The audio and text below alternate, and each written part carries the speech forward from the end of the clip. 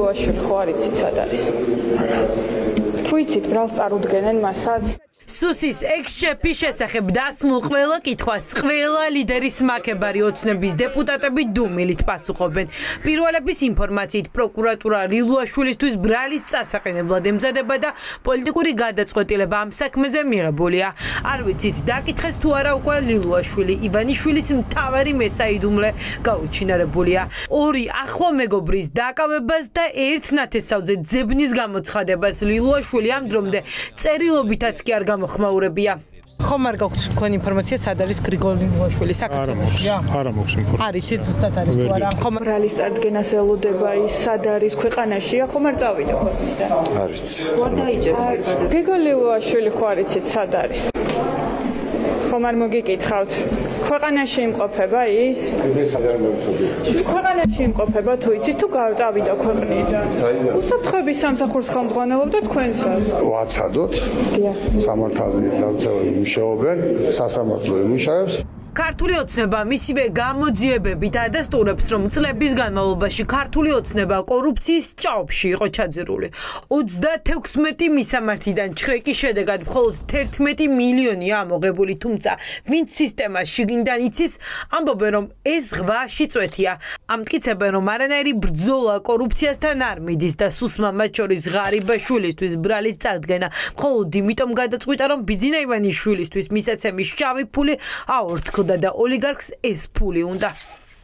სინამდვილეში ეს არის კონკრეტულად ერთი ადამიანის მიმართ, რომელმაც მათი უწესო წესები დაარღვია, როგორც ჩანს, მასთან ანგარიშწორება იმისთვის, რომ მან გაასწოროს ანგარიშები, ფინანსური ანგარიშები იმ საერთოდ ოფშიაქთან, რომელიც ამ პარტიას გააჩნია. ანუ ეს არის ყველაფერი მიმართული იმისკენ, რომ შეაშინონ ღარიბაშვილი, შეაშინონ მისი გარემოცვა, ის არის გარე დატოვებული, მობილიზაცია გააკეთოს რაღაც თანხების და მიიტანოს საბოლოო ჯამში და გაასწოროს თავისი მასტერიული ფინანსური ანგარიშები ივანიშვილთან. ვიდრე რეჟიმი ბოგინობს საქართველოს აი ოდნავ მაინც მოლოდინი იმის რომ ამათი უწყებები საგამოძიებო, ამათი ჯიბის პროკურატურა და მე ამათი ჯიბის სასამართლო რამეს ობიექტურად გამოიძიებს ან დაადგენს, არ უნდა გქონდეს არც ერთი წამი.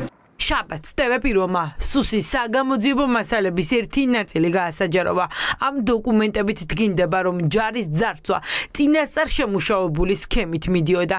ბიზნესმენი, რომელმაც აღიარა ქრთამის გადახდა ირაკლი ღარიბაშვილის ცოლის ოჯახის ყოფილი სიძია. ზურაბ ტუკვაძე ჩვენებაში წერს, რომ ტენდერებიდან ქრთამის გადახდის ამბავი შეთანხმებული იყო ღარიბაშვილთან.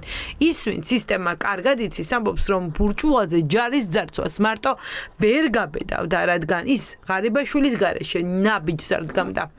არანაირი კითხვები არ არის გარდა იმისა, თუ რატო არ მოიკითხა პასუხი ამაზე ღარიბაშვილს.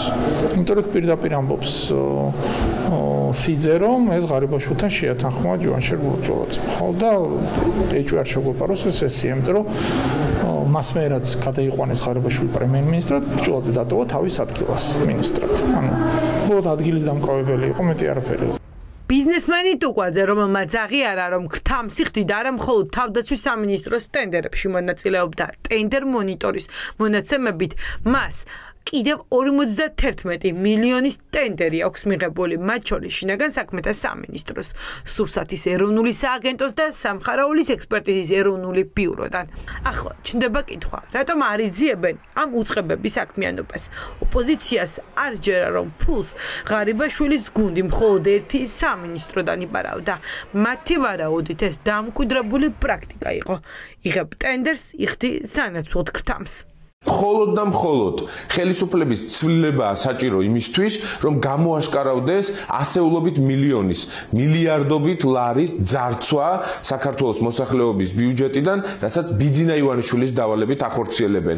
დედაქალაქი, რომელიც ჩაძირულია კორუფციაში, მას სჭირდება შველად, ამ შველის ერთადერთი შესაძლებლობა არის ხელისუფლების სახლში გაშვება. ეს არის ბიძინას რეკეტი და აი ამ ბიძინას რეკეტის მიხედვით მათ გარეთ ჭირდება ეხლა ღარიბაშვილი, რომ ის თანხა, რომელიც ჩათვალა რომ მოპარულია მისი შავი ყოლაბიდან, მან მიიტანოს, ამიტომაც მას არაფერს არ ჭირდება ამ წუთას ციხეში გამოკეტილი არც ხარიბაშვილი და არც ლილუაშვილი, იმიტომ რომ მას აქვს ახლა კონკრეტული დავალება, რომ კონკრეტულ ფარგლებში ეს თანხა მიიტანოს უკან. ეს ადამიანები ამ წლების განმავლობაში იპარავდნენ ფულს, იპარავდნენ სხვადასხვა უწყებების მხრიდან, არა მარტო თავდაცვის სამინისტროში, უბრალოდ ყველაზე ცინიკური ამ ამბავში არის ის, რომ ისინი ამ ეპიზოდს თუ ავიღეთ, ფულს პარავდნენ თავდაცვის სამინისტროს შეიარაღებულ ძალებს, იმ ქვეყნის შეიარაღებულ ძალებს, რომლის 20%-იც არის ოკუპირებული.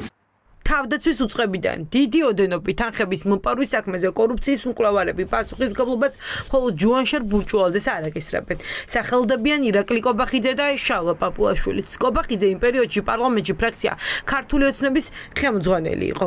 პაპუაშვილი კი პარლამენტის მაკონტროლებელი ორგანოს თავმჯდომარე იყო, რომელმაც თავისი ფუნქცია ვერ შეასრულა. ჯერ ჯანაშაულს ჩადიან ხოლმე. შემდეგ ხდება მისი გამოვლენა. ასე რომ თუ კი რაიმე დანაშაული ჩადენილია, ყველაფერი გაცხადდება. ჯუანშარ ბურჭულაძის გარდა კიდევ რომელ მაღალ ჩინოსნებს დაეკისრება ჯარის ძარცვის საქმეზე პასუხისმგებლობა ჯერ უცნობია. მთავარი საგამოძიებო უწყება არ გამორიცხავს, რომ დამნაშავეთა წრე გაიზარდოს.